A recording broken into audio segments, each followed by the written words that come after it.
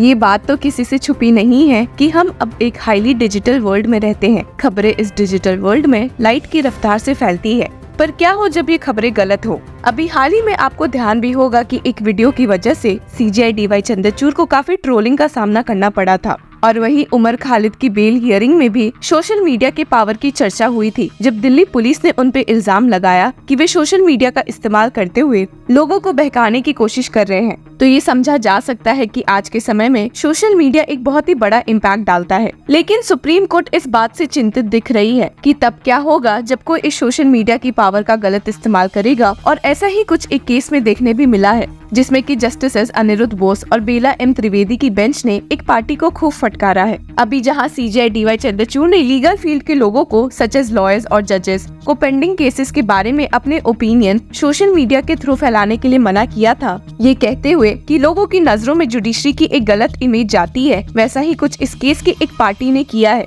जो देखकर supreme court bench अपना आपा खो बैठी। असल में सुप्रीम कोर्ट बेंच के सामने एक कंटेम्प्ट प्ली फाइल की गई थी अमीनुल हक लस्कर द्वारा, जो कि अब कांग्रेस पार्टी का हिस्सा है। और ये plea all India united democratic leader and Assam MLA Karim Uddin Barbhuiya के खिलाफ फाइल की गई थी। करीम पे ये इल्जाम लगा है कि उन्होंने अपने मार्च 20 के एक फेसबुक पोस्ट से ये दिखाया है कि सुप्रीम कोर्ट ने एक इलेक्शन पिटीशन के केस में उनके फेवर में फैसला सुनाया है। इसके बावजूद कि सुप्रीम कोर्ट ने इस केस में सिर्फ अपना फैसला रिजर्व किया है और कुछ नहीं। इस हरकत से तो सुप्रीम कोर्ट बेंच जहां एक ओर काफी गुस्सा हो गई थी, वहीं दूसरी ओर वे काफी चिंतित भी हो गए थे, क्योंकि ये एक काफी गंभीर मामला है। और इस मामले में बोलते हुए स्टेट किया, it is a matter of serious concern that nowadays there has been a profuse misuse of social media platforms on which the messages, comments, articles, etc. are being posted in respect of the matters pending in the court. यहाँ पर supreme court bench ने CJI D Y Chandrachud की हाल ही में कई बातों को उठाया है, जहाँ सीजेआई ने कहा है कि as an institution, our shoulders are broad. We stand ready to receive both praise and criticism. इस बात से अग्री करते हुए सुप्रीम कोर्ट बेंच ने कहा है कि इसके बावजूद भी लोग इसका गलत फायदा उठाते हैं and stated comments or posts published in respect of the pending cases through social media platforms under the guise of the right to freedom of speech and expression deserve serious consideration, since they may have the tendency of undermining the authority of the courts or of interfering with the course of justice. एक interesting बात hearing में ये हुई कि करीम ने जिस fake judgement की वजह से सुप्रीम कोर्ट से इतनी फटकार सुनी, उस मामले में the court allowed Barbhuiya's plea and quashed the election petition filed against him by another candidate in the 2021 assembly polls fray. हालांकि बेंच उनके एक्शन से इतना गुस्सा है कि उन्होंने उनके खिलाफ कंटेम्प्ट एक्शन शुरू कर दिया और उन्हें नेक्स्ट टाइम कोर्ट में मौजूद रहने को कहा है कि हियरिंग के दौरान जजेस लॉयर्स के आर्गुमेंट से या तो कभी अग्री करते हैं और कभी कभार गुस्सा दिखते हैं, पर इसका मतलब ये नहीं कि कोर्ट में मौजूद लोग किसी भी तरह की बातें सोशल मीडिया में फैला दे। It does not give any right or leeway to either of the parties or their lawyers to the proceedings to post comments or messages on the social media, distorting the facts or not disclosing the correct facts of the proceedings. और इस case की next hearing 4 हफ्तों के बाद list करते हुए supreme court bench ने supreme court registry को इस मैटर को अब सीजेआई डीवाई चंद्रचूड़ के सामने प्लेस करने को कहा है। और वहीं अब देखेंगे कि इस पार्टी के साथ क्या करना चाहिए जिसने सोशल मीडिया का इतना गलत इस्तेमाल किया है। जैसा कि हम सभी जानते हैं कि हमारे देश के सीजेआई चंद्रचूड़ काफी एक्टिव है डिजिटल वेलबींग को लेकर और हमेशा ही कोर्ट्स और लॉयर्स को अप टू डेट रहने की भी सलाह देते हैं। हालांकि वहीं दूसरी ओर इसी टेक्नोलॉजी और सोशल मीडिया का जब दुरुपयोग होता है तो वे बिल्कुल भी शांत नहीं बैठते और इसके खिलाफ दिखते हैं। इस वीडियो की स्टार्टिंग में हमने आपको बताया भी था एक इंसिडेंट के बारे में जिसमें सीजेआई काफी बुरी तरह से ट्रोल हुए थे। असल में एक लाइव हियरिंग की ऐसी एक क्लिप सामने आई थी जिसमें ये दिख रहा था कि सीजेआई डीवाई चंद्रचूड़ पार्टीज की दलीलों सुनने के बीच ही चेयर छोड़कर उठ जा रहे हैं और बहुत ही एरोगेंट रवैया दिखा रहे हैं।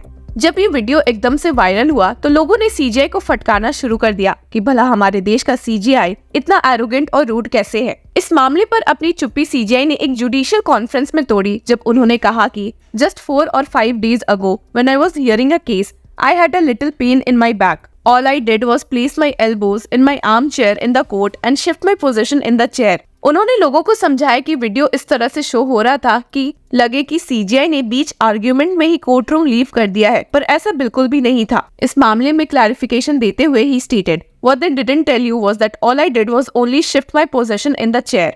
24 years of judging can be a little strenuous, which I have put in. I didn't leave the court. I only shifted my position, but I was subject to vicious abuse and trolling. The knives were out, but I do believe that our shoulders are broad enough and the ultimate confidence we have is of common citizens in the work we do. आपने देखा भी होगा कि कैसे video की शुरुआत में supreme court bench ने लॉयर्स और पार्टीज द्वारा एक ऐसी लाइन क्रॉस करने की बात भी कही थी जिसकी वजह से उनके खिलाफ कंटेम्प्ट एक्शन लगाना पड़ जाता है। और इसके बारे में बोलते हुए सीजे डीवाई चंद्रचूड़ ने कहा, sometimes in the dealings with as जजेस they cross a line. As chief justice of India I see so many lawyers and litigants crossing the line when they speak to us in court. The answer when these litigants cross a line is not to use the power of contempt of court, but to understand why they have crossed the line.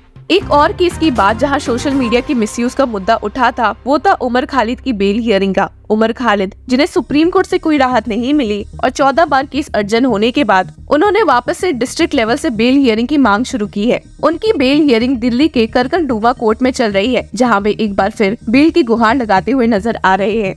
हालांकि इस case में Delhi police ने वापस से उमर खालिद की bell के खिलाफ oppose किया है और उन्हें खूब फटकारा है। आपको बता दें कि Umar Khalid has been in jail as an under trial since his arrest by Delhi police on September 14, 2020 in connection with the Unlawful Activities Prevention Act case related to the alleged larger conspiracy behind the February 2020 Delhi riots। और hearing के दौरान खालिद के councils ने इस बात पे rely किया है कि जहां उमर खालिद को बेल नहीं मिल रही वहीं उनके साथ अरेस्टेड लोग आराम से छूट चुके हैं। और खालिद की ओर से मौजूद होकर एडवोकेट त्राईदीप पायस ने कहा था, the factual basis on which 3 accused in the case have been granted bail have several overlaps with me। एक पॉइंट जो उमर खालिद ने उठाया था वो ये था कि उनके खिलाफ मीडिया ट्रायल शुरू हो चुका है और बिना केस के असली ट्रायल के लोगों ने उन्हें दोषी ठहरा दिया है। हालांकि इस बेल हियरिंग में ट्विस्ट तब आया जब दिल्ली पुलिस की ओर से मौजूद स्पेशल पब्लिक प्रोसिक्यूटर अमित प्रसाद ने उल्टा उमर खालिद पर ही मीडिया का गलत इस्तेमाल करते हुए लोगों को भड़काने का आरोप लगाया। According to Delhi police, Khalid's WhatsApp chats also reveal his habit of crafting social media narratives to sway bail hearings, including the use of the hashtag Free Umar Khalid। सिर्फ यही नहीं, उन्होंने ये भी कहा कि उमर खालिद ने सुप्रीम कोर्ट से केस विड्रॉ करके ट्रायल कोर्ट में फाइल करते हुए ये शो किया है कि सुप्रीम कोर्ट पे उन्हें भरोसा नहीं है और सुप्रीम कोर्ट लोगों की मदद नहीं करती है। And stated they don't have faith in the supreme court and therefore they came to the trial court. This is how they are creating a narrative in his favour.